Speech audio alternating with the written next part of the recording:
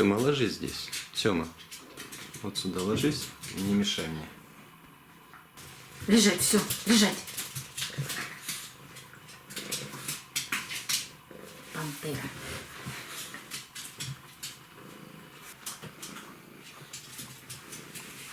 Юля подсматривает. И так очень много помощников. И кто-то внизу уже ест керамзит. Добрый день, друзья! Давайте сегодня пересадим одну из голландских орхидей, вернее даже не одну, в горшке их две. И когда я ее покупала, а это было весной или летом, я вам ее показывала. Это две орхидейки в одном горшке. С названием мы так и не определились, потому что это две разных мутации одного растения. Одна с мутацией бабочки, другая с мутацией очень похожей на пилорик. Где я ее показывала, как всегда, надоело, наверное, вам этими уже рассказами. Ссылочка в правом верхнем углу экрана и обязательно будет под видео. Растет она у меня давно. Горшок полон корней. Она и здесь нарастила корни, и внутри нарастила корни. Ее давно пора пересадить. Отцвела, выпускает листья, и уже не один лист вырос. Поэтому пересадка ей нужна. И я хочу ее не разделять. У меня также был Лас-Вегас, который я разделила. Скоро вам его покажу. Выпускают они цветоносы, поэтому показывать их буду отдельно. А вот этот хочу попробовать не разделять, так и посадить просто в больший горшок. Ну а там как получится. Я же не знаю, как они там посажены, как они переплелись корнями. Давайте попробуем его пересадить.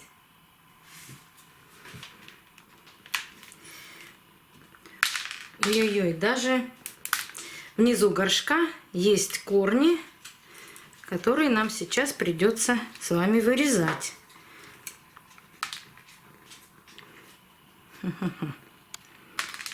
Как-то очень все это неудобно, но давайте попробуем. Это хрустит горшок, это хрустят не корни. Я очень аккуратно наступаю на стеночки горшка.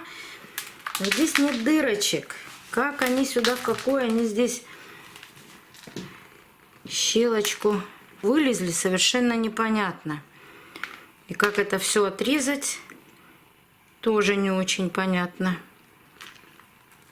Ну, попробуем.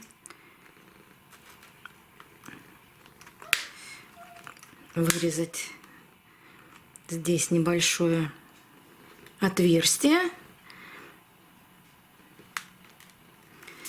для того, чтобы вытащить эти корни.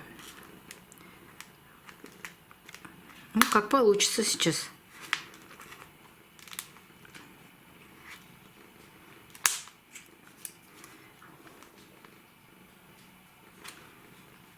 Ну, если не получится, в этом тоже ничего страшного нет. Корней много. И если она потеряет два этих растущих корешка, ничего страшного не случится. Вот этот можно вообще корень удалить. Он здесь болтается. Еще и мешается. Когда закончу, обязательно корни, которые отрезаны по-живому, нужно обрабатывать. Я обрабатываю перекисью водорода. Но кто-то обрабатывает корицей, кто-то обрабатывает толченым углем. Это все возможно и приемлемо.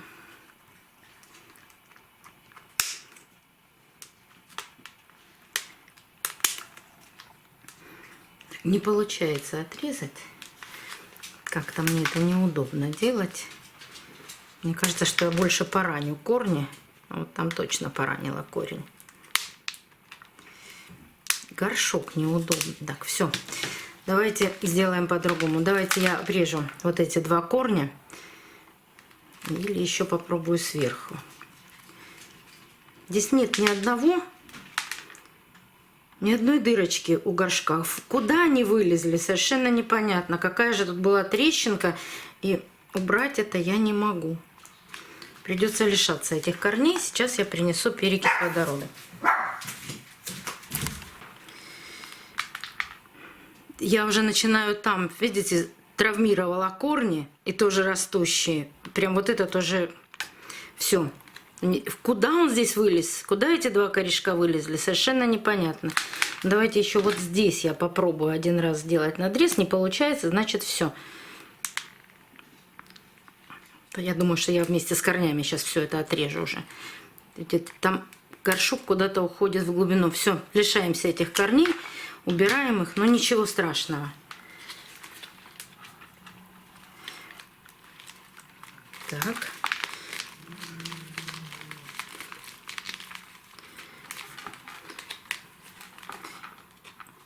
Да, сложно.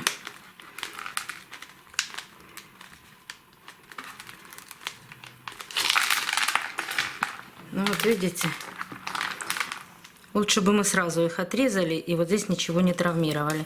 Сейчас мы это все зальем перекисью.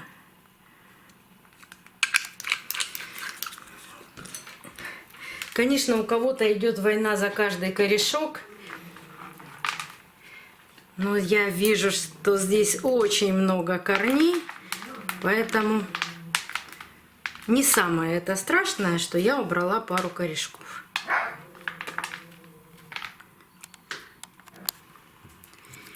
А теперь будем убирать грунт. У голландцев зачастую очень много корней. Поэтому убрать грунт бывает сложно.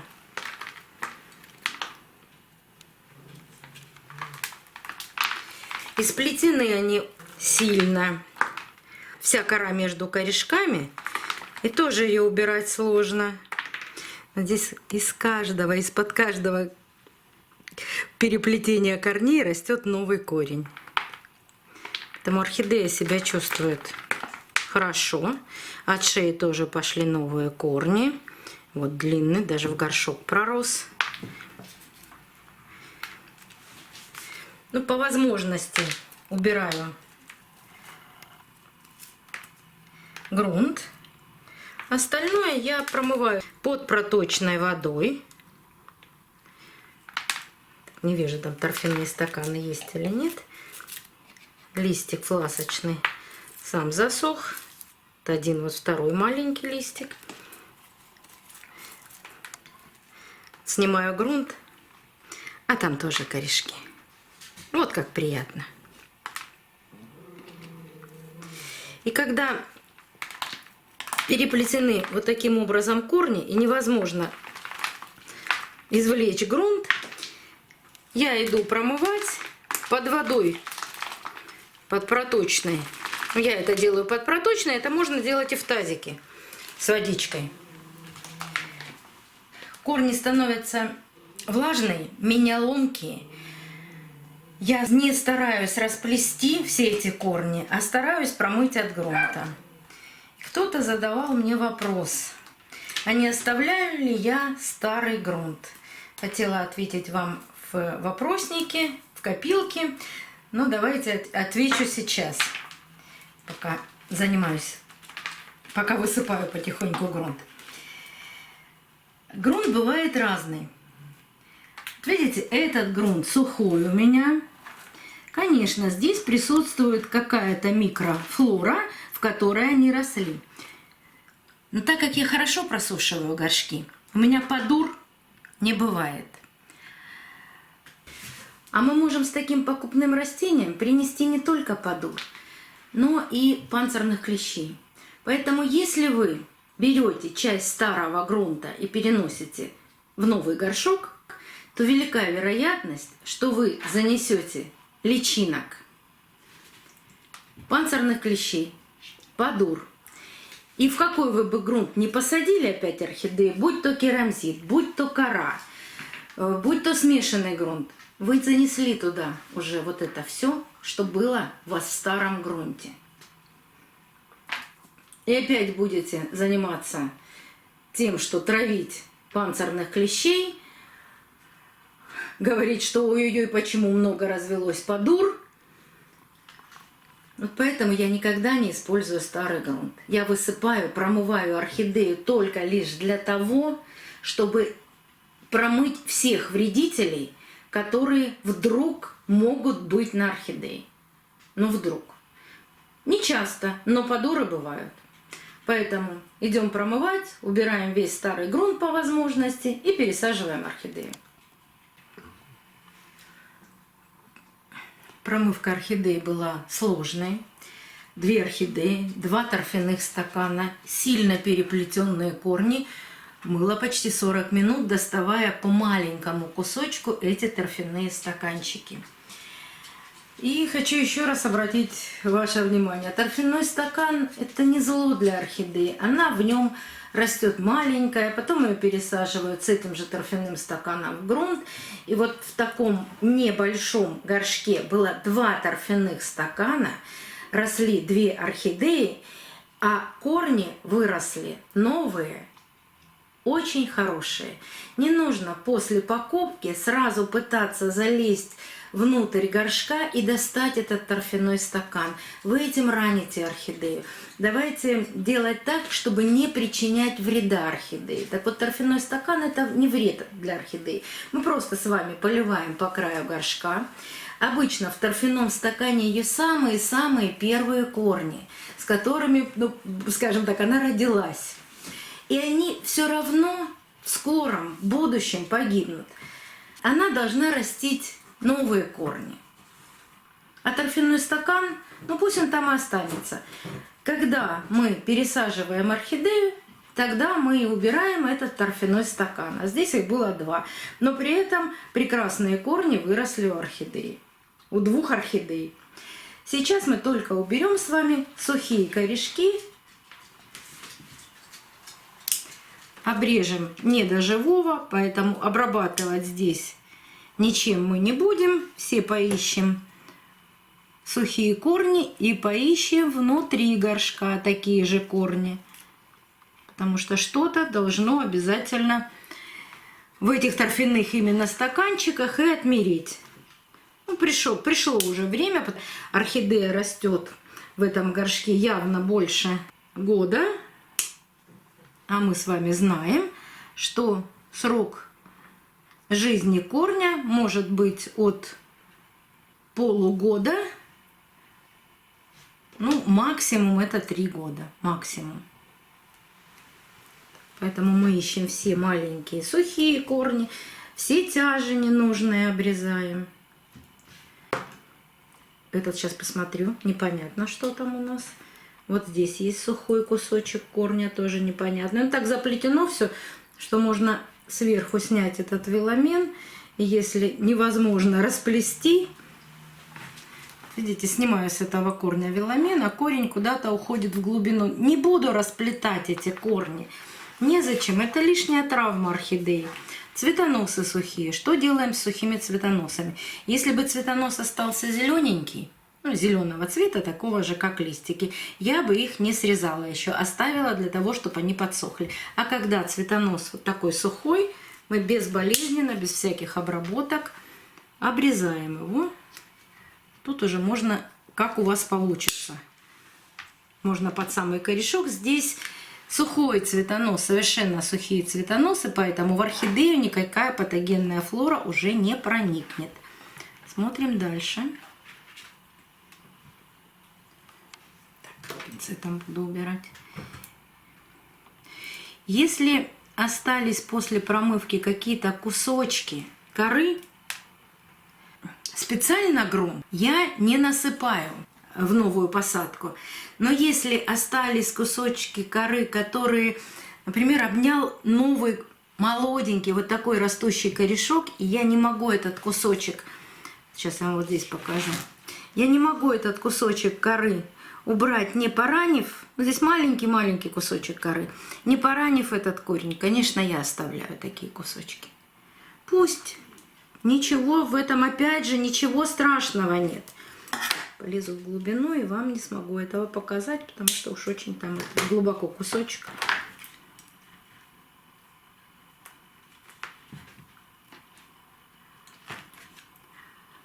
А то, что могу снять, не поранив орхидеи, обязательно убираю вот такие кусочки коры.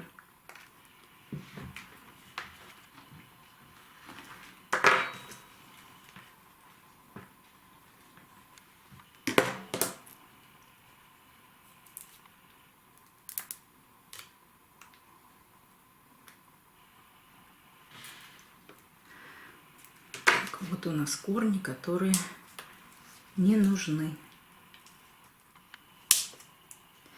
Такие сухие корни, не дорезая до живого, я убираю все. Не все вам видно, потому что действительно так переплетены корни. Вот здесь корень есть сухой от шеи. Так переплетены, что не могу я распутывать их и показывать. Давайте вот здесь, наверное, будет видно сейчас. От шеи убираю весь корень. Не отрезала.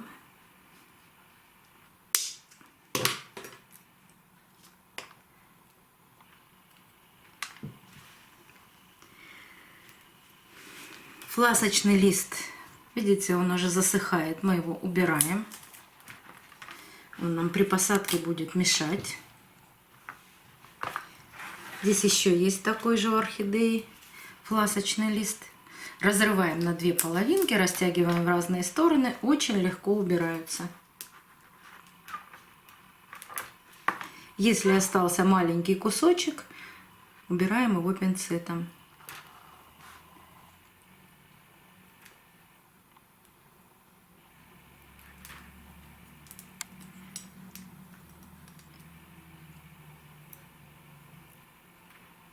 Так, все. Если видно шею, мне ее вот только стало немножко видно у одной орхидеи шею. Тоже просматриваем и стараемся, если остались от листиков, от старых чешуйки, или остались кусочки торфяного стакана, это мы теперь все это убираем.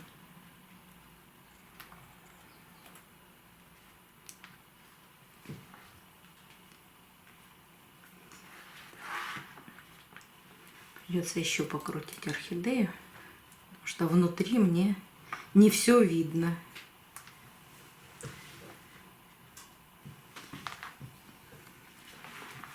А уж показать вам вообще сложно. Так, смотрим. Теперь смотрим туда вглубь. И стараемся тоже убрать все сухие ненужные корешки.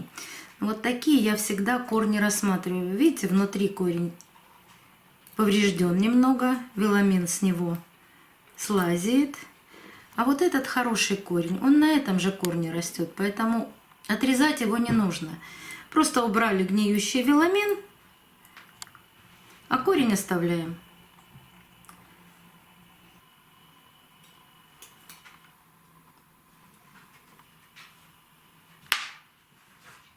Ух ты, камень попался. Вот под этим молодым корнем был камень.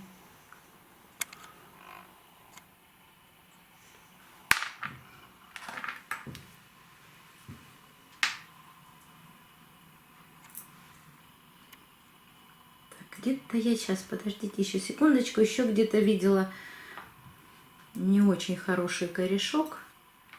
Сейчас внимательно посмотрю, если есть, уберу.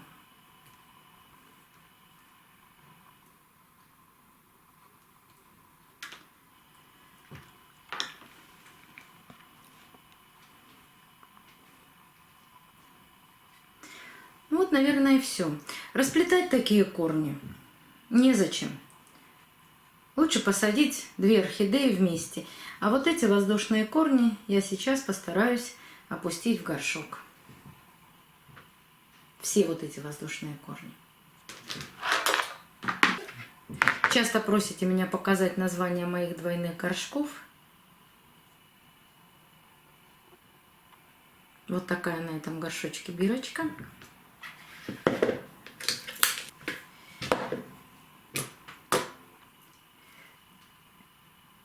Корни воздушные сейчас влажные и податливые. поэтому легко опускаются в горшок.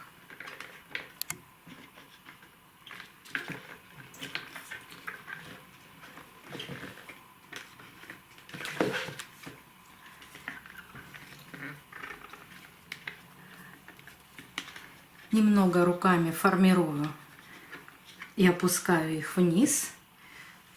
Стараюсь орхидеи обе поставить по центру горшка. Ну, вот эти растут вверх. Сейчас вот этот попробую еще опустить. Вот так. Вот этот получается опустить. А этот нет, он растет вверх. Все в центре. И теперь засыпаю керамзитом. Да, для новичков говорю, я пользуюсь для посадки фаленопсисов только чистым керамзитом. Больше ничем. Фракция действительно маленькая. Можно сажать и в крупную фракцию. Если кто-то сажает в керамзит, все, кто любит посадку в кору, я никого не уговариваю. Мне просто так удобно ухаживать за орхидеями. Именно в керамзите. Они прекрасно в них растут. Вот все, что вы видите позади меня, стеллаж, все посажено в чистый керамзит. Поэтому мне это удобно. Если вам удобно ухаживать и сажать в кору, в смешанный грунт, пожалуйста, если у вас все получается, не гниют корни, у вас прекрасно получаются эти посадки и прекрасно растут орхидеи, сажайте. Каждый делает так, как ему удобно, ну и поливать, и ухаживать за цветком. Мне очень удобно в керамзите. И теперь засыпаем.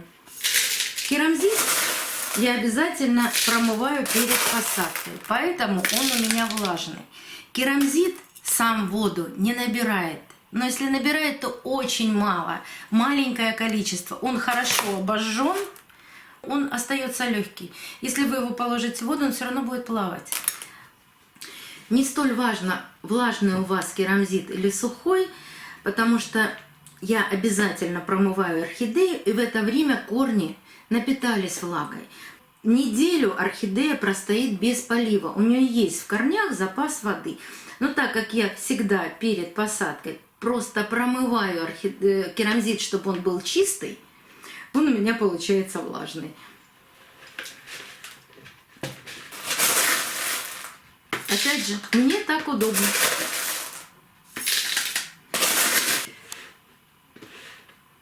Такая совместная посадка получилась двух орхидей, двух мутантиков. Вы мне сейчас вправе сказать, ну вам так удобно, а орхидеи удобно или нет? Орхидеи, повторяю еще раз, орхидея не паразит, орхидея эпифит. Она к коре деревьев только крепится. Она от коры деревьев не получает никаких питательных веществ. Ей нужно на чем-то закрепиться. А удобрения, которые вносятся в природе, я рассказывала, кто удобряет орхидею в природе. Ссылочка, как всегда, подсказка будет в правом верхнем углу. Что в коре вашей посадки, что в керамзите, в пеностекле. Есть на ютубе канал, когда девушка сажает в полистирол. И прекрасно растут орхидеи. Ей нужно за что-то зацепиться. А все остальное в природе ей дает природа, а здесь еду для орхидеи должны дать мы, а не кора.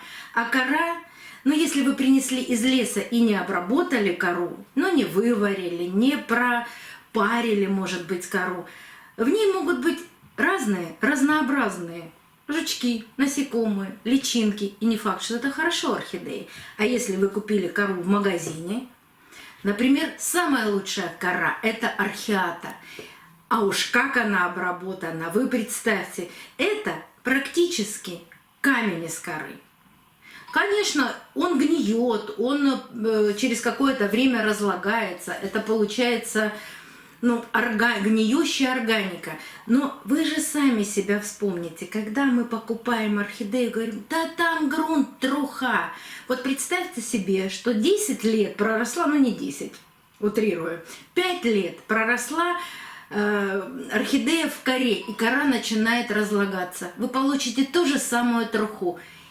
А так как она очень сильно в автоклавах, ну, будем говорить, что выварена, пропарена, в ней не осталось никаких питательных веществ. Нет. Ну, при разложении, может быть. Но вы же знаете, что при разложении гниют корни. Разлагается кора, начнется гниение корней. Ее все равно нужно будет удобрять. А где ей прикрепиться, ей все равно. Я даже видела орхидеи, растущие на стеклянном рекламном щите. Не призываю сажать керамзит, сажайте и ухаживайте со своими орхидеями так, как вам удобно. Мне удобно так, а цветение моих орхидей мы увидим позже, потому что все сейчас на цветоносах. Мне даже проще сосчитать сейчас, сколько из моих орхидей не выпустили цветоносы, чем сколько выпустили. Поэтому ждем цветения. Наверное, оно наступит где-то к январю. Но в другой комнате у меня уже есть распустившиеся орхидеи, и я вам их обязательно буду показывать, переносить, просто ставить на стол.